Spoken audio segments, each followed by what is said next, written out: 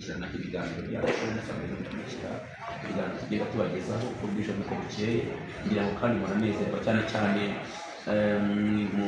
muri porogaramu dufite yitwa irifasha ry'umunsi kugira ngo bagenda bafashwa banezerwa bakoze n'uko bukeye. Umuntu rero mwari musanzwe mubona ubagezaho ibyo biganiro Pasiteri Fulgence kugira ngo uyu munsi musanzwe mumubona mu mihango itandukanye, ariko uyu munsi nk'uko mubona byahindutse, araberewe, arasa neza cyane kuko mubireba rwose uhereye ku kirenge ukagenda ukagera ku mutwe, araberewe. Imyambaro yahindutse, yambaye imyambaro idasanzwe nk'uko nta bisanzwe n'umunsi. Reka ntangire muri ikaze rero, tuguhaye ikaze kuri Fulgence Official. Murakoze nyakubahwa Prophet. Nk'uko munyumva rero ijwi mwumva rya Pastor Eric kuri Hebron TV, ngira ngo nagusaba kubanza kwibwira abantu badukurikiye. Nitwa Fulgence Mutabaruka n'ubundi. Fulgence Mutabaruka bamenyereye kuri Fulgence Official. Uyu munsi musanzwe, umunsi wahindutse, uyu munsi wabaye umuntu udasanzwe, kwambara umwambaro urinda kwambara umwambaro ko wadutunguye. Ndumva nezerewe kuko ndumva nezerewe kuko yari umuntu nari mfite cyangwa se ari umuntu usereye kandi nabiharanira ni urugendo rurerure wakoze, ni urugendo rutoroshye, ni urugendo rw'imbaraga byagusabye komiti y'akazi kenshi ndetse n'umuryango. Wabyitwaye mute muri izo nshingano ziremereye? Ikintu cyose cyiza kiravuna, gusaba igitambo, sacrifice. Uko biri kose ntibyari byoroshye kwifatanya n'akazi, kwifatanya n'umurimo w'Imana, kwifatanya n'umuryango, cyane cyane ko n'ikintu bita umwanya gisigaye gikomeye, so byari bigoye. Ariko biri kose bw'ikintu cyose unashyizeho umutima, ikigozi cyose cyatwara iyo ushyizeho umutima birakunda.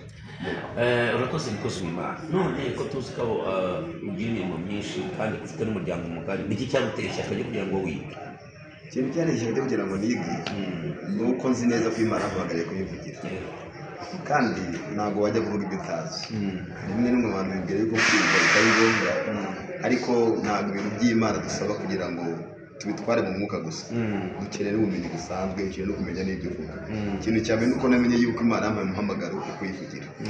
Tuba tuzahagara imbere y'abantu benshi batandukanye, rero ndavuga ko biri kose uko duhagara imbere y'abantu benshi batandukanye kandi umurimo gihari, ibyo bisunikira kujya kwiga, cyane cyane ko tuba dufite amakuru y'aho Imana itujyana. Murakoze cyane. None se mukozi w'Imana, ni byiza, ni intambwe ikomeye uteye, ariko ko kwiga biravuna. Ntabwo nabigaruka, kwiga biravuna, biranavuna cyane, ariko se ntabwo wigeze ugera hagati ngo ucitse intege? Uvuze ko ntacitse intege nababeshye kuko nibyo nakubwiye, umwanya usigaye uhenze, ari umwanya ari n'ubwo bushobozi byose kubihuza, hari igihe ugera ubundi ibintu uriho n'ibiki, ariko nanone ukagira cya kintu kigusunika cyaguteye kujya kwiga, n'igihe gusunika kikurusha imbaraga ikikubuza kujya kwiga. Yego, nicyo twaha agaciro. Imana igumugisha cyane mu izina rya Yesu. Noneho se cyangwa nakubaza, urabona uyu ni umurimo w'umuhamagaro, aya ni amashuri y'umuhamagaro muri university yitwa Teleo University, ngira ngo niba ntibeshye niko yitwa Teleo University yo muri Amerika. Ni umurimo w'umuhamagaro, nta kintu Imana yari ikubwiyeho kugira ngo ushobore kuza kwiga? Uko biri kose abantu b'Imana tuba dufite amakuru, nawe urabizi. Urabaza icyo uzi nka mwarimu, umuntu wese w'Imana hava akagera aba afite amakuru. Yego, amakuru yo twari tuyafite na mbere hose. Nakabaye ntubaza ibibazo byinshi, ariko kubera ko turi mu kwitegura kugira ngo tujye mu birori, dukomeze ibirori, dukomeze tunaryoherwe, ariko ni nk'iki cyaguciye intege? Ni nk'iki? Kuko buriya watangiye uvuga ngo uramutse utacitse intege waba ubeshya, ariko ni nk'iki ubona cyatumye ucika intege? ni icyo wonaga gihatse ibindi mu guca intege? Ni abantu, ni amasomo, ni umwanya, ni satani, ni iki? Ntiriwe njya kure, icya mbere cyanciye intege icyo bita tayimu. Nzi neza yuko mu bantu bagira tayimu ntoya mbamo, hanyuma burya hari ikintu nabonye umukozi w'Imana, kwiga ukuze byo biranagoye. Ukagenda n'ibyo bapfigishijeho ugasanga wabyibagiwe, ukagira ute ujya mu kabona ngo bazatubizi iki kicakira. Igihe ari cya mbere ni umwanya, sometimes twifatanya n'ingendo, umuntu akaba ntahari, ukazuza kumva kwiga, waba uri mu ishuri kubona telefone ziraguhamagaye, zakazi ziki, ikintu cyangoye gikomeye nicyo bita tayimu. tayi icyagufashije noneho ni icyamfashije nta kintu ni ukumenya icyo nshaka kumenya cyane. Abantu benshi bibwira ko umuntu wize teoloji agwa, ari naho numvise bavuga ngo batagatifuza ibyaha, ngo batagatifuza inzoga, ubusambanyi, bagatagatifuza ibyaha, kandi nzi ko theology ni amasomo ajyanye n'iby'iyobokamana. Nawe ni kubyumva? biriya ni mindset. Mindset ntabwo umuntu wize agwa, ahubwo urushaho kumenya, urushaho gusobanukirwa. Rero biriya ni mindset abantu bishyiraho, ntabwo umuntu wize theology agwa. Nta muntu wize theology agwa. Ni iki byakunguye se? Ndabizi ko uri umunyamwuka, ariko se kwiga theology n'umunyamwuka hari icyo wunguka? Yego, byanyuye byinshi cyane, ibintu byinshi najyaga nitiranya. Kuko iyo mfashe igihe natangiye kubwiriza ubutumwa nkiri agasore mu myaka hafi nka 18, kuko ndumva naragiye kuri radiyo Umucyo bwa mbere mbwirizayo. Nagiye kubwiriza kuri radiyo Umucyo 2007. Ni kera. Ntabwo rero kamenya gutandukanya Matayo na Mariko. Niyo hantu nashobora kuba navuga ngo reka dusome mu rwandiko rwa Yesaya. Urumva ariko narindi, ariko nari mfite umuhamagaro, numva ari ikintu kinsunika. Ni ikintu cya mbere bifasha uko biri kose umuntu amenya gutandukanya white and black, umuntu gutandukanya uko biri kose. Nagiye nsobanukirwamo byinshi, cyane cyane ko tuba duhagarara imbere y'abantu, uko biri kose hari Imana tugomba kubahereza. Nagiye nsobanukirwa byinshi. Umukambwe witwa Mpyisi Imana Muyibuke Gashira yigeze kuvuga ngo aricuza, tuza ko yabwiye abapasiteri ko yababeshye. Nicyo kibazo kigiye kibaho. Wowe ni irihe kosa wigeze ukora mu ivugabutumwa uyu munsi wicuza? Nta kosa nakoze, kuko akenshi ndavuga mu nyigisho utari wamenya. Ni irihe kosa wakoze uyu munsi uvuga uti kwiga byibura byatumye mbimenya? Oya, ni byinshi cyane, nuko najyaga nitiranya ibitabo. Sinarize kuvuga ngo sinize gutandukanya urwandiko, sinize gutandukanya igitabo. Ntabwo, reka dufate bene nk'izi nzandiko zigera kuri 10 n'ibwiriza za Paul. Ushobora no kubona avuga ngo reka dusome igitabo cy'Abaroma. Urumva? Cyangwa se urumva nuko najyaga nitiranya ibintu muri so, ariko icyo nshima Imana none rimwe na rimwe hari uburyo Imana aca muri ibi bintu ntibyabuzaga n'abantu gusoma by the way, ariko biri kose no gucishamo ijisho nawe ntabwo avuga ati ibivuga ntabizi. Cyane cyane iyo tuhagaze imbere y'abantu tubigisha, uriko umuntu ajya gufashwa biciye kure, abanza gukureba uko wambaye, agakureba uko uhagaze, akabanza akakujonjora. Cyane cyane ko duhagarara imbere samutime bafite n'ubumenyi batisa isi yaroroshye, ibyo tuvuga abantu bakora research hagagira ati buri wari yumubwira ibintu agahita avuga ati umuntu yategurira gusa. So ubwo buzima bwo twagiye tugucamo, najya mubwiye yuko umunsi wa none igihe cyatambutse nkajya mfata ibiganiro najyaga mvuga kera. Uyu munsi rero iyo byumvise numvise n'izindi, ariko sinirenganya. Cyane cyane ntabwo navuga yuko n'umuntu utarize ntiyabura kuvuga ubutumwa, nacyo gisubiremo. Hari igihe bwose ubutumwa n'utarize yabuvuga, ariko iyo wize bishobora kuba byiza, kuko ari byinshi bisobanukirwa. Rero hari byinshi cyane igihe nkora muri ibyo vuga butumwa, ariko biturutse mu kutamenya. Ariko ni ijambo ugeze kuvuga akavuga ngo kwiga ukuze. Ni gute washobora gukora ibizamini mu rugo ugasubira mu masomo n'abana mwicaranye nawe ugiye kubakoresha wo muhaka? Ibi biba bisobanura urabikora iyo ufite kimwe kigusunika, ibintu byose ari ikinyamwuga, ugereza gahunda. Sometimes wenda nubwo biba bigoye, ariko biremera, birakunda. Tugarutse ku kibazo nakubaje, ni iki wabwira abantu bafite ubwumvire bwo kwiga abantu bakora kwiga teology? Ikintu cya mbere buriya muri iyi si cyangwa mu rugendo rujya mu ijuru, umuntu wese yagwa, ari uwize yagwa, cyane cyane ko nta muntu Satani atinya, ndetse n'utarize yagwa. Babona ibivana muri gisete yo kumva yuko umuntu wize theology yagwa, ntabwo ariko bimeze, ntabwo nk'uko n'undi muntu wese yagwa. Ubundi hano muri isi turi mu rugendo, tumeze nk'abasirikare ku rugamba, kandi umusirikare igihe byose afite umuhanganye ashobora kuraswa. Hanyuma ashobora kuba no nk'umuntu wenda yarabyuye yarize akahita yishyiramo yuko babize bagwa, ariko siko bigenda. Umuntu wize ashobora kugwa nk'uko n'abandi bose bagwa. So iyo urimo igisirikare turayivaneho, ahubwo kandi bashishikarize kujya kwiga. Ni ubuhe butumwa waha abantu bakurikira, abantu bigisha ariko batarize Bibiliya, cyangwa bafite iyo myumvire? reka ubutumwa bwa mbere mbanza muhereze abantu bigisha turi kwinjira mu isi ikangutse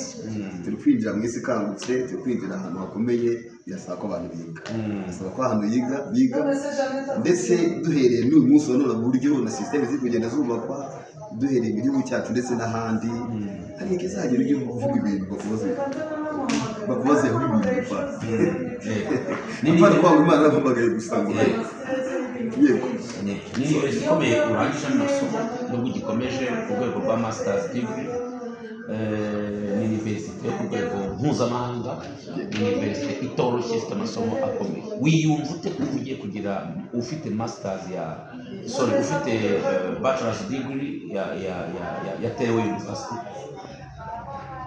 ntabwo bifata nk'igitangaza gikomeye cyane cyane kuko ni umurimo w'ubugaragu duhamagarwa gukora cyane ntabwo ari cyo kwirata kuko umurimo w'Imana ufata nk'umurimo w'ubugaragu nk'umurimo sometimes ukomeye icyo mvuga gusa afite ishimwe rikomeye mu mutima wanjye ko Imana yanshoboje byari bigoye benshi twatangiye gutangana bagiye babivamo umwaka akabura ubushobozi bwa school fees abandi bakabura ibyo bicantege byinshi so ndashimira Imana yuko nshoboje kuba nshoboje ariko kandi igihari wenda navuga warumvaje gute naramubaje ngo wiyumva ute ko ugiye kugira diplome international kuri ku rwego nk'urwa university twaterewe wiyumva gute numva nk'ibintu by'umunezero kuko hari igihe umuntu afite urwikekwe mu mutima kuko urabona akenshi tuzi ko Imana iduhamagarira kuvuga ubutumwa hirya no hino ariko iyo ukuri rwose uzi ko nta dokima wibitseho ufite akantu muri wowe kazi hari akantu ufite so ibi rero ni ibitwereka cyangwa biduhamiriza yuko naho Imana tugomba kuba turajya mu butumwa sometimes dushobora kuba twazagenda ikindi kandi biduha icyizere kitwereka yuko n'ejo hazaza tugifite kuvuga ubutumwa cyane cyane ku isi iri kugenda ibidusaba so dufite icyizere no mu bintu ukora umurimo w'Imana kuko utari ko ejo hazaza ibimbera nk'inzitizi bimbuze kuvuga ubutumwa bwiza so ubwo tuba turi kubona bimeze nk'inzitizi ziri kugenda biva mu nzira tukagira icyizere cy'uko n'ejo umurimo w'Imana tuzakomeza kuwukora dufite dutangiye ndatekereza ko ubonye bachelor's degree ntabwo ari aha honyine kuko ntekereza ni iki ishuri wasanzemo cyihariye kuri byo? ikintu kirimo cyihariye ni uko batoza abantu kumenya inshingano iri muri Matayo 28:10 kivuga ngo mugende mu mahanga yose ubwiriza abantu iki ni ikintu bagushengezamo ku buryo wowe wumva ari inshingano zawe ukumva nawe uhagaze hose ugomba kubwira umuntu ukamusana kuri Yesu iki ni ikintu yihariye tukigeramo rero twabonye ntacyo tumaze twabonye igihe cyose ntacyo twigeze tumara buriya niho nageze ngitangira kuhiga sinzi ibiterane najya nkora bita BOPC cyangwa bring one person to class wagiye bibona amatuwazi ngera tuwazi hafi nka 12 ariko ntaho cyavuye nkajya mu rusengero babona abantu benshi barasiriba abantu benshi barabyina ariko ukabona nta muntu ubabajwe n'abantu bari gupfira hanze mu busambanyi injura mu rumogi n'ahandi naho nahise mbwira ariko yibaye byuzuye umuntu umwe yagira umutima wo kubwiriza umuntu umwe naho byahereye so nabonye kihari muri university nuko gushishikariza bakwereka inshingano nkuru Yesu Kristo yasigiye abantu kuzana abantu kuri Yesu ikindi kandi bakwibutsa yuko Yesu Kristo ntagira ibyo yakavuze ibyo yagakoze niwo uhari cyane cyane iki kintu bakimushengeza mu maso numva ari amasomo akomeye n'ubwo twashishikariza n'abandi bakaza kwiga kubera ko ibyo byose harimo ubumenyi buhambaye ubumenyi bw'imbaraga ndatekereza ko ni ikintu gikomeye ni ikintu cy'imbaraga ni ikintu cyubaka umuntu mu bijyanye n'ivugabutumwa rye ugasanga aributse kurenza iri vugabutumwa urihuza ute n'akazi ukora turabihuza ibintu byose umuntu yaha gahunda ikintu cya mbere gihari ivugabutumwa n'umurimo w'Imana ni inshingano ugomba gukora kandi n'akazi n'Imana kaduhaye so turi Imana agenga kandi burya rimwe na rimwe igihe umuntu yumva yuko yagize cyane ariko nanone ntabwo twe kuvuga ngo twabaye byiza mu Imana aduhaye kuko Imana ishatse yatwanga ntabwo twabigira urwitwazo rero kwimara dushoboje mu mwanya mutoya tugerageza gukoresha umwanya tubonye rero turanagenga Imana ikadufasha mu banyamuhamagaro benshi hagati yo kumva n'inkuru ndetse ko ndayihimbye kumva umuntu Imana yabwiye ngo akubwiye ngo Imana yamubujije gukora nk'umuntu urangiza serology ku rwego rwa bachelor's degree kandi nk'umuntu waseye ibyo bintu koko bibaho muri ifasha ry'umunsi icyo gihe nigeze kukiganiraho nk'icyumweru cyose reka mvuge ngo ni ubupfu sometimes reka mvuge ngo ni ubujiji ni imyumvire iturutse ku badayimoni biravuga ngo umuntu udakora n'akazi ikintu gigezeho cyangwa baracyane kubona abo bantu bavuga ngo Imana amuje gukora niwe ugiye gusabira kandi abo ngabo bajya babona n'amahirwe sometimes menshi akagenda yitega ngo Imana amuje gukora amuje kuyikora okay sometimes ntabwo bigize 100% ariko reka ntekereza yuko bankende yabuza gukora nabyo reka mvuge kuko Imana ni Imana ikora uko ushaka ariko benshi bajya babyitwaza ushobora gusanga nk'umuntu Imana yabuza gukora ngo ayikorere ntibarenze nk'abatandukisha niko nimbaje ntibarenze nk'abatandukisha abandi bose mu babivuga ni umwuka w'ubunebwe ni umwuka w'ubukene bagendamo ni umwuka wo kubatiriza ndahimwe aravuga ati twese rwose ntuzateze ntabwo uzajya kandi amahirwe ahari yaravuga ati Imana ibyo ntibibaho ntabwo ni gake cyane Imana ibyumva gukora kereka hari inshingano zihari uri n'umushumba ariko tubibanyenda abe full-time umurimo w'Imana sometimes Imana kugira ariko tugomba n'abandi n'abandi Imana ivuza gukora naho se ba Pawulo tubona yirirwaga bo amahema akagurisha ariko niba ari umuntu wakuvuza ubutumwa bwiza Pawulo abamo yanditse inzandiko 12 bategeza ko zishobora ni hafi 10 ni umwe mu bantu bavugwa twigireho byinshi ariko se ibyo byose yarabikoraga akorera n'Imana rero akenshi iyi mindset bayivana mbereye ku muntu ndeba inyuma Imana yakubije gukora cyangwa ni umwuka w'ubukene kugendana akoze cyane nk'umuntu agiye serology ku rwego bachelor's degree ndakubaza ibibazo by'ubwenge uvuze ko kudakora ari umwuka w'ubukene ariko kuki Yesu ajya guhamagara intumwa zimuje gukora yazivanaga mu kazi kandi zongeye gusubirayo wabihuza ute ikintu cya mbere bariya bantu umenye ko bari abantu 12 reka mvuge ngo bari full-time ikindi wongereho yuko bamaze imyaka bamaranye imyaka hafi n'amezi 6 kandi nibo gusa yari yaratoranyije yari afashe umwanya wo kwicara akabacengezamo ibi niko ngewe byumva yagomba gufata umwanya munini cyane wo kubafata ibintu akabacengezamo bagomba kubana kandi yazi ko babana umwanya muto agahita yigira ariko ntibivuze ngo na nyuma yaho nuko haje gutotezwa bamwe birangira ariko ntibivuze yuko nyuma yo biriya biza kurangira ntekereza ko rubwira bakomeza mu mirimo yabo kandi bakomeza n'umurimo w'Imana so ntekereza ko umwanya muto cyane Kristo bari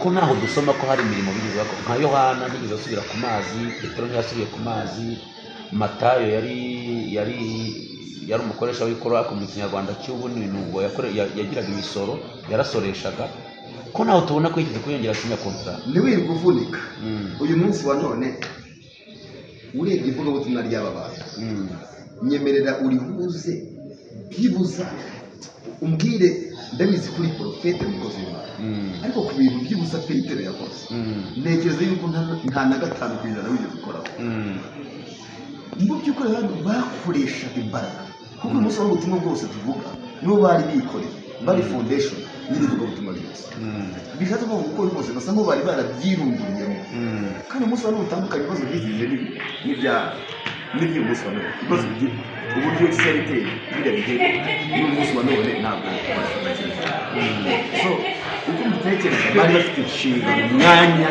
munini cyane bari bafite no kuba no gushyira imbaraga muri ibi bintu cyane cyane ko ntabwo yuko ari fondasiyo y'itorero urakoze cyane ku gisubizo byiza ikindi noneho yuko nivuga ubutumwa n'ibyo bavugaga ntibyumvikanaga bari bazanye ubutumwa babwira abayuda babwira ugasanga niba ibyo bavuga ntibyumvikana bakoreshaga imbaraga nyinshi bari bafite umwanya wo imbere y'Imana bagomba gusenga bagomba kuba ariko uyu munsi wa none ntabwo ariko bimeze yego itandukaniro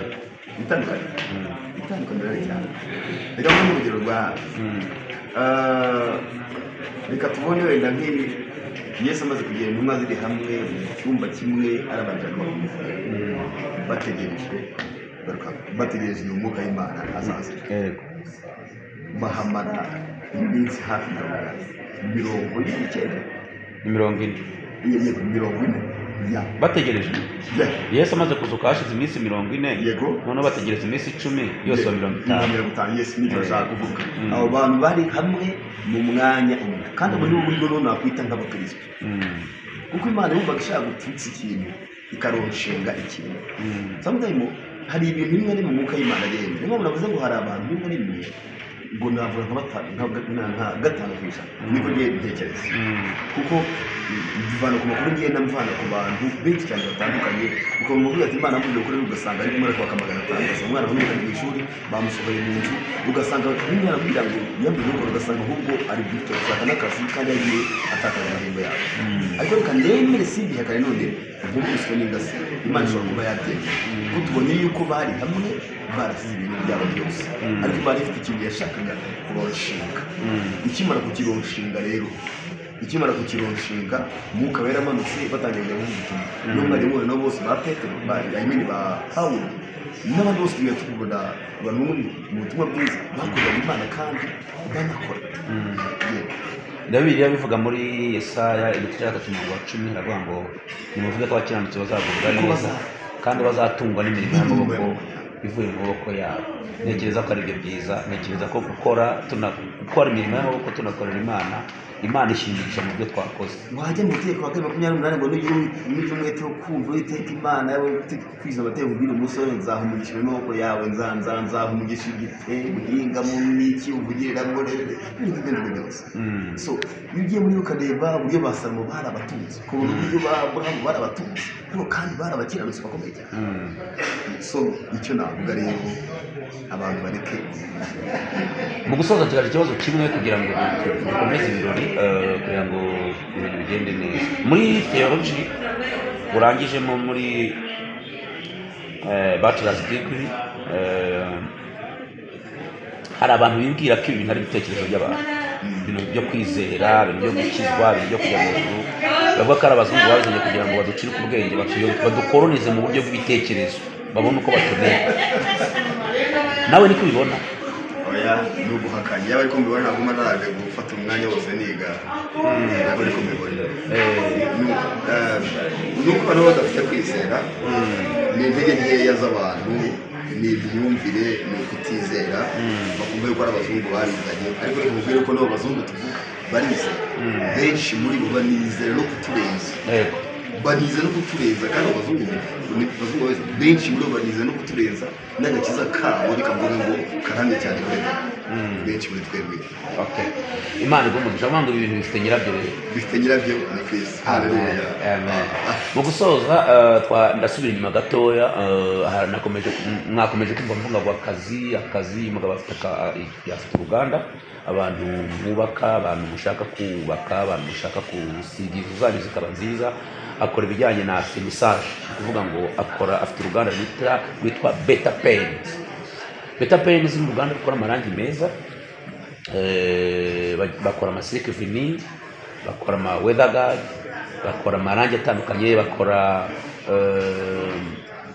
ni byinshi wageze bakora amasitike bakora amantiruye meza bashobora kumastika inzu bakayigukorera neza baragutse cyane ahantu hose mu mujyi no mu Rwanda hose ushobora kubona amarangi abantu bari hanze y'u Rwanda abantu bari i Kigali abantu bari i Burundi mushobora no kumuhagararira akajya bazanira imari mukayicuruza bikagenda neza hanyuma agurisha ku giciro cyiza mu ruganda rukomeye rumaze imyaka myinshi ngewe ndumva rurengeje imyaka 10 umaze imyaka 10 ukora iby'amarangi amaze imyaka nka 10 ubwo turi kumwe ngo hafi 10 n'inga numva ko atari umuntu wavuba rero mu muyoboke niyo mpamvu nakomeza kuvuga iby'akazi ni umuntu utoroshye ariko yahisemo kubivanga n'agakiza abivanga no gukorera Imana mu izina rya Kristo Nazareti amen. Abasore abagabo mushaka kubaka no kuryoshya inzu zanyu inimero iri waho ngaho. Imana yo mugisha reka tugushimire tugifuriza ibirori byiza kandi tugifuriza gukomeza kuryoherwa n'umuryango wawe. Murakoze cyane Prof. Amen. Imana yo mugisha.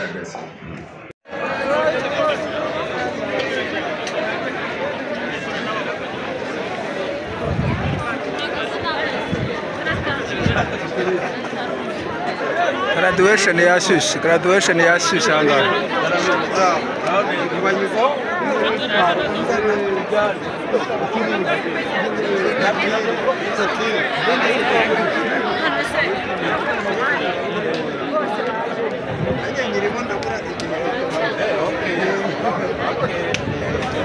Ifotoreze hehe? Yewe ni ifotoje. Amadora wamubonye se? Okay, wifotoje.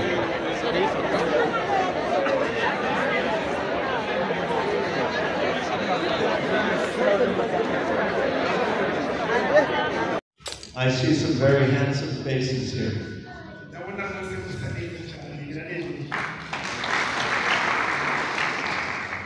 But the best looking people I see are behind us. Oh, back here. They are the ones that support your ministry and support your education.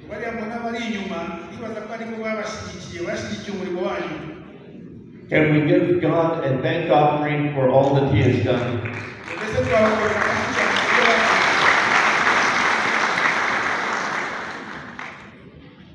I want to share some thoughts with you from God's Word about some Bible heroes.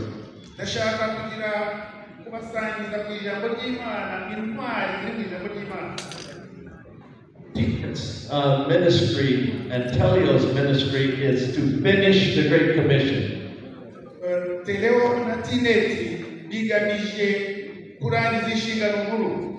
Jesus said, "Go and make disciples of all nations."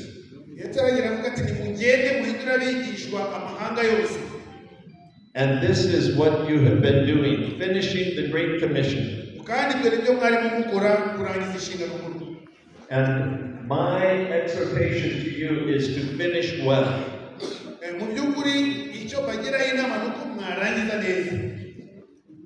We call this mandate of our Lord and Savior, Jesus Christ,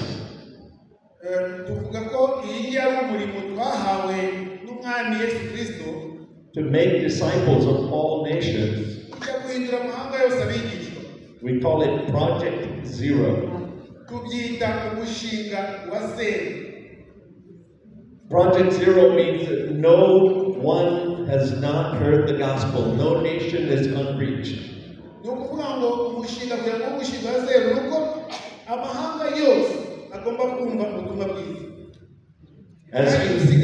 As you have graduated from this distance education institution,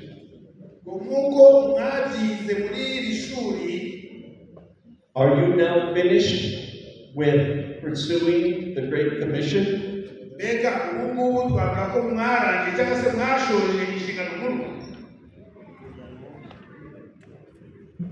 No. This is just a good beginning. Some of you will continue to be TNET trainers for years and decades to come.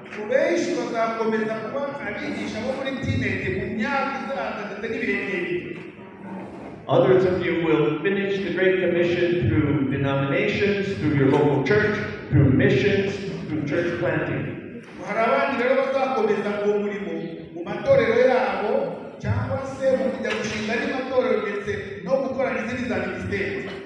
But all of us are called by Jesus Christ to finish the Great Commission.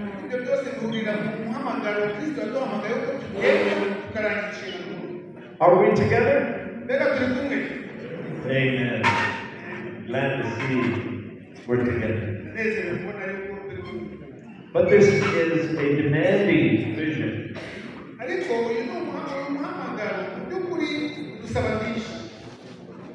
so we must finish well, and I give you an exhortation to endurance in this process.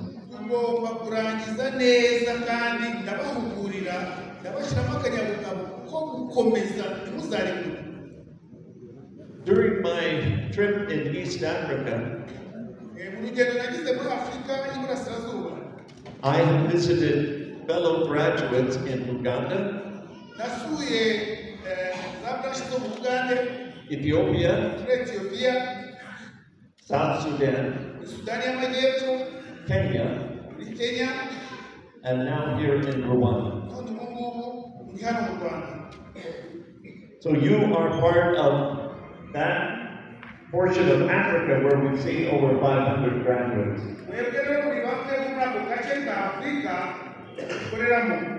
And you are part of a network of trainers that measures nearly 15,000 across the world.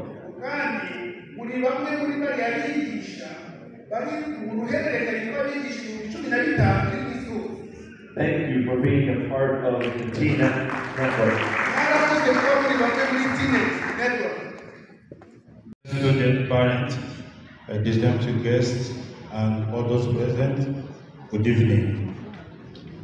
It is with great honor and joy that we gather here today to this occasion of conferring degrees upon our students. I'm pleased to welcome all of you to this event where we celebrate the remarkable achievement of our students, empowering them to fulfill the Great Commission. Today, we are here to recognize the student of May 2024, September 21, 2024, and January 18, 2025, who have completed their study in various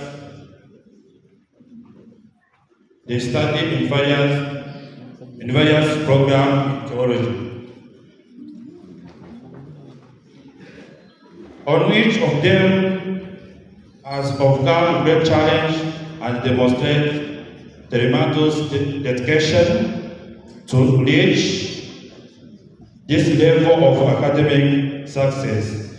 We commend them for their hard work and commitment as they represent the future, knowledge, and leadership. On behalf of TNET Rwanda and the board of directors, I would like to express my gratitude of all of you to joining us today. We hope that this ceremony will not only bring joy,